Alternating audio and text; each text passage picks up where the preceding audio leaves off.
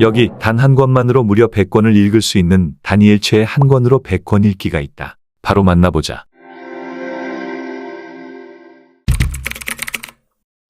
6천여 편의 작품을 발표한 작가 조지 웰스. 살아생전에 6천여 편의 작품을 발표한 다재다능한 작가 조지 웰스의 생애를 들여다보자. 그는 1877년 9월 영국 켄트주 브럼리에서 장사꾼이자 크리켓 선수인 아버지와 주막집 딸인 어머니 사이에서 태어났다. 어려서부터 가난했던 데다가 아버지가 다리를 다쳐서 선수 생활도 할 수 없게 되자 어머니가 어느 집에 하녀로 들어가고 웰스는 어머니를 따라 그 집에서 함께 사는 신세가 된다.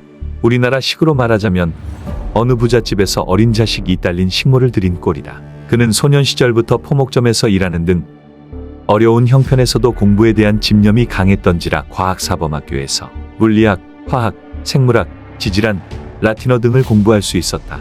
당대의 유명한 학자인 토머스 헉슬리로부터 많은 영향을 받았다고 전해진다. 사촌 누이인 이사벨과 사랑에 빠져 시험에 낙제하였고 그 결과 학위를 받지 못하였다. 그는 학교에서 교편을 잡아 생활을 유지하면서 20대 초반부터는 본격적인 창작 활동에 들어간다. 처음 작품이 크로닉 아르곤 홀로 바로 이 책 타임머신에 영향을 주었다고 알려진 과학 단편 소설이다. 20대 후반에는 이사벨과 이혼하고 자신의 제자였던 제인과 재혼하게 된다. 그에게는 다양한 호칭이 따라다닌다. 풍속소설가, 저널리스트, SF 소설가, 백과전서가, 사회주의자, 대중계몽가, 고고학자, 유토피안, 페미니스트, 예언자 등등 그 끝이 없을 지경이다. 그의 창작물 중에서 유명한 것만 들어보아도 타임머신, 투명인간, 모로 박사의 섬, 달나라 최초의 인간, 미래의 발견, 혜성의 시대, 미국의 미래, 공중전쟁, 구세계를 위한 신세계, 뉴마키아 벨리, 해방된 세계, 전쟁을 종식시킬 전쟁, 주교와 영원 세계, 평화의 기대, 영국의 국가주의와 국제연맹, 어둠 속의 러시아, 세계사 대개 간추린 세계사, 인간은 신을 좋아한다, 사회주의의 과학적 동기,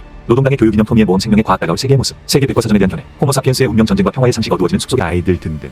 심지어는 아동문학과 여성 문제까지도 다루었다. 그의 행보는 그야말로 광폭행보라는 말이 딱 맞는다. 54세 때인 1920년에는 러시아를 방문하여 레닌, 트로츠키, 고리키 등을 만나서 공산주의와 사회주의에 대한 폭넓은 의견을 교환하였으며 63세에는 BBC의 토크쇼에 출연하여 세계 평화를 호소하기도 하였고 68세 때인 1934년에는 소련과 미국을 방문하여 스탈린과 프랭클린 루즈벨트와 세계 평화 문제에 대한 의견 교환을 하였다. 74세 때는 독일군의 런던 공습이 계속되는데도 런던을 떠나지 않고 꿋꿋한 모습을 보였으며 죽기 바로 전 해인 79세에도 막다른 골목에 다 다른 정신이라는 작품을 발표하였다고 전해진다. 타임머신에는 문학사상 최초로 과학적 가설을 원용한 시간 여행의 가능성을 제시함으로써 옛날부터 있어 왔던 미래 여행의 성격을 꿈과 마법에서 있을 법한 현실로 바꾸어 놓았다. 이 책에는 타임머신과 그 원류격인 작품 크로닉 아르곤 홀을 비롯하여 웰스의 기막힌 상상력을 여실히 드러내는 수정알과 맹인들의 나라 등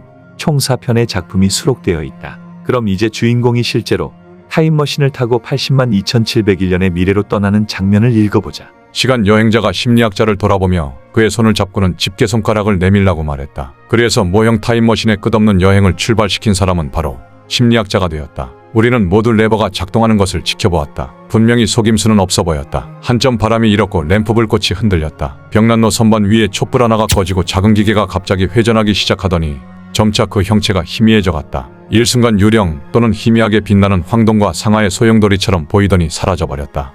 타임머신의 미래는 진화의 역전 현상이다. 인류는 전성기를 지나고 지구상의 생물들도 퇴화해 간다. 마침내 해변을 뛰어다니는 기분 나쁜 생물들만 남은 채 지구는 차갑게 식어버리고 바다도 죽는다는 것이 웰스가 생각하는 지구라는 행성의 운명이다. 이것은 다윈이 제창한 진화론의 반대, 즉 퇴화론이라고 할 수 있다. 시간 여행자가 만난 미래 인간의 특징은 다음과 같다. 키가 120cm 정도로 작다.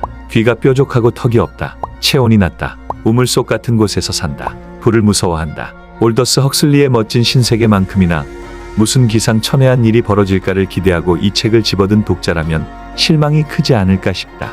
내용이 그다지 박진감 있게 펼쳐지지는 않기 때문이다. 그러나 지금으로부터 120에서 130년 전에 미래 세계를 상상하고 그것을 수많은 작품으로 남겼다는 사실에 우리는 그를 높게 평가해야 할 것이다.